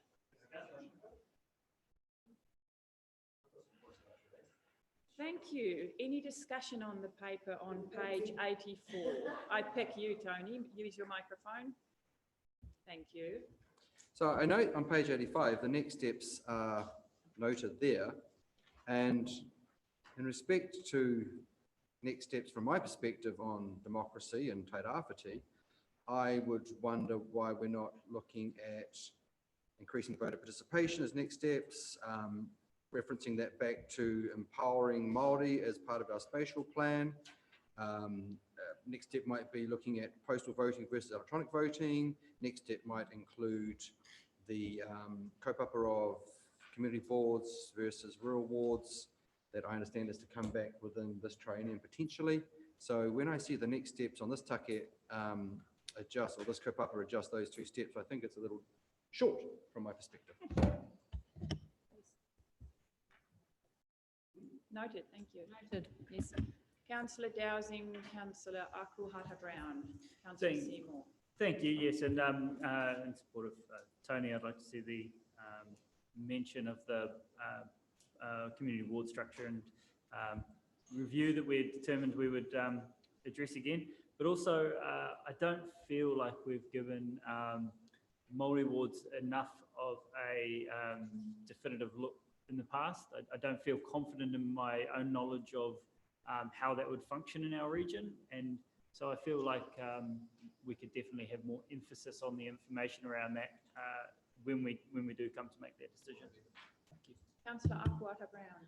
Thank you, Madam Chair. Thank you to those previous councillors for raising those issues, because there's one thing I learned during campaigning is that our if not our nation, our region, still has the need for us to be educating about the role of citizens taking up their right to vote, and also how we go about the business of democracy as locally elected officials as well as a council. Because we have a general election this year, and of course we are hopeful everyone will take up that right they have and that privilege to vote. But wanting to know what else, because as Councillor Robinson has noted, talking about these, are they too hard kind of conversations to have about Māori wards, about the voting system itself? Because STV and FBP confuse so many. Fundamentally, oh, I'm going on a rant. At the end of the day, democracy to work needs us to absolutely be beholden to doing our part in it. And so we need to be actively seeking space to conversate, because that was my biggest learning, was the amount of people who do not know still what this institute does as far as a council operating in this region. And also, why should we vote? Why vote? So what are we messaging out to our public? And I just want to put a big ups to Heather Conn for the work she does do in this space, and the knowledge and the all the information we get. But what is our role absolute as a district council in democracy outward is into talking about these key issues, like Māori wards. A lot of people get really upset about it, but the fundamentals of this region are there, iwi, asking us to talk about it, consider their leadership. Also community boards, we went through the, so I don't want people to see it as a better, courageous conversation, but I want democracy to be part of our role as individuals as well as a unitary authority, because our people need it and they deserve it. Kia ora. Thank you for that. Councillor Seymour. Thank you, Madam Chair. I was just going to suggest that people who are keen on picking up, because what this is simply the report of Dale Ofsky, who managed it's not our report. So we need to then move on some of the items. Thank you, Ms. Conn, for nodding her head. The items that are in it, which requires another report at some point, yes, which any councillor can write to have us review something, or it can be written by council officers. So all those matters were raised are completely valid, and they appear through his report. But this is simply his report back to us. Yeah. Well, you need to write a paper about the next steps. Thank you for that. We will. Thank you for raising that as well. And some of those are already in the pipeline. But this is Dale Ofsky's report, who was the electoral officer. So I did not put the recommendation. All in favour? Contrary? Carried. Thank you, councillors. We come to the end of our public part of our meeting. Yes, we have done our